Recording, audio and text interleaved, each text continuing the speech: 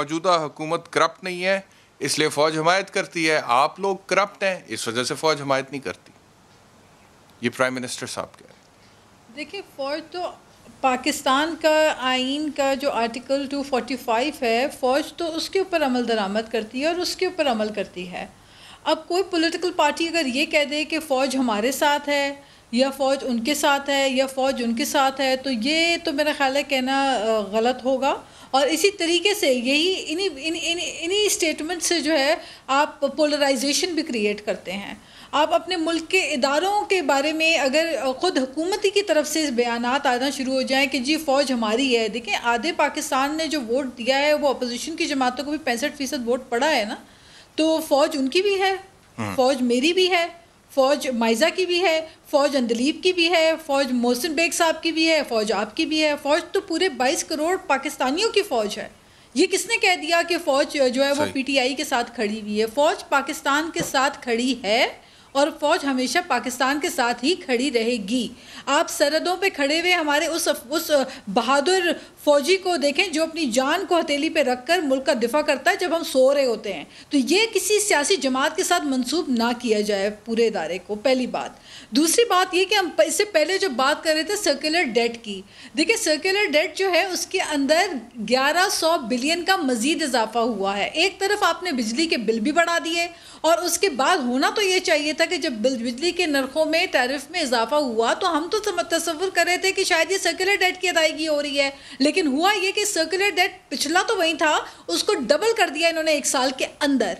अब आप अंदाज़ा लगाइए, और 40% 40% करेंसी डिवैल्यूएशन करने का इम्पैक्ट, जो ब्रॉड इम्पैक्ट पड़ा है वो एक सुई धागे से लेके पानी की प्लास्टिक की बोतल से लेकर इवन यहाँ तक कि हर चीज़ के ऊपर उसका इम्पैक्ट पड़ा है। हमारी डेली बेसिस के अशिया खुर्दनोश से लेकर दवाओं की कीमतें, हर चीज़ इजाफा हो रहा है। तो ये जो इन्फ्लेशन 11.3 पे पहुँच चुकी है, इसका जिम्मेवार कौन है? प्लीज़ इस बात को आप जिम्मेदारी, ये जो हुकूमत डाल रही है ना दूसरी हुकूमतों पर, 5.8 पे GDP आपको छोड़ के गए थे, वो तो चोर डाकू डकैत आप कहते थे ना उनको, तो आज आप GDP -0.2 पे लेकर आ गए। Who is responsible? अच्छा, फिर पीपल्स पार्टी की बात होती है। देखिए, पीपल्स पार्टी को जब हुकूमत मिली तब मुल्क में और दुनिया भर में ग्लोबली इकोनॉमिक क्राइसिस था, एक डिप्रेशन था, एक रिसेशन था और मुल्क दहशतगर्दी की लपेट में था। 2 खौफनाक किस्म के फ्लड आए, सुपर फ्लड आया, और इतने खतरनाक फ्लड और टेररिज्म के वाकयात के बावजूद इनकी बारी भी तो कोरोना आ गया, हमने अपनी गंदम की पैदावार आ गया इतना बड़ा, हमने अपनी गंदम की लेकिन हमने अपनी गंदम की पैदावार बढ़ाई। यहाँ पे गंदम चोरी हो जाता है, यहाँ आटा चोरी हो जाता है, यहाँ चीनी की कीमतें डबल। 70 सालों में तो सिंध के गोदामों से, सरकारी गोदामों से चोरी होता है अंदर 1 साल ये खबरें हमने कवर की हैं और हैरान कुन है कि 7-7 अरब रुपए की गंदम चोरी हुई है सिंध में सरकारी गोदामों से।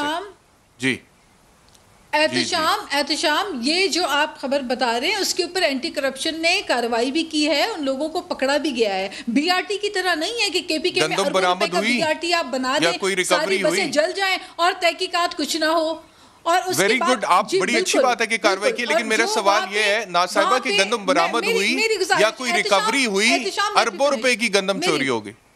जी देखिए, मैं गुजारिश कर रही हूँ कि सिंध में एहतसाब का अमल चल रहा है, सिंध में एंटी करप्शन काम कर रहा है। KPK में एहतसाब को ताला लगा के रखे हुए हैं। ये BRT का कोई पूछने वाला नहीं है, अवाम के पैसे लगा दिए, फूलों वाले शहर पेशावर को खड्डों का शहर बना दिया, बसें रोज जल के BRT बंद हो गई। लेकिन मेरा यही सवाल है आपसे, अगर एहतसाब का अमल चल रहा है, हाल नहीं है, कोई पुरसारी हाल नहीं, फिर आप उसको छोड़ दें। I don't want to play the blame game. अगर एहतसाब का अमल चल रहा है तो जी गंदम बरामद हो जानी चाहिए थी ना, या फिर रिकवरी हो जानी चाहिए थी? अगर आपने चोर पकड़ लिए हैं तो या तो गंदम बरामद होती या आप उनसे पैसे लेते उतने जितने की गंदम चोरी हुई थी। अभी तक ये क्यों नहीं हुआ? देखें, तो फिर कैसे एहतसाब का अमल चल रहा है? देखें, इसके तमाम एहतसाब का अमल चल रहा है। एंटी करप्शन ने जो कार्रवाइयाँ की हैं उसके ऊपर खातिर ख्वाह पेशरफ भी हुई है और उसमें काफ़ी डेवलपमेंट्स भी हुई हैं। उसकी तमाम फैक्ट्स, तमाम डिटेल्स हम आपको शेयर भी कर देंगे।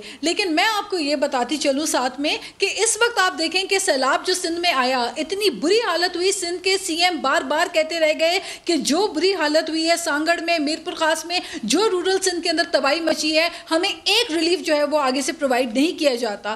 फिर आप मुझे बताइए, टिड्डी दल का मामला होता है, हम पूरा साल शोर मचाते हैं कि आपकी फसलें हमारी खत्म हो जाएंगी, तबाह हो जाएंगी, हुकूमत की जू नहीं रेंगती कान में। तो खुदारा आप प्राइम मिनिस्टर हैं, आपके पास हुकूमत है, आप सिंध को भी ओन करें। सिंध में सैलाब आता है, आप उधर भी जाके वो एफर्ट्स करें। मेरा ख्याल है, मुझे अफसोस के साथ कहना पड़ता है कि इतने बड़े बड़े प्रोमिसेस, इतने बड़े बड़े वादे करने वाली सियासी जमात की जब हुकूमत मिली तो अवाम, मेरा ख्याल है, ये एक्सपेक्ट नहीं कर रही थी कि एक साल के अंदर इतना बड़ा सुनामी महंगाई का आ जाएगा कि अवाम जो है वो एकदम निढाल हो जाएगी।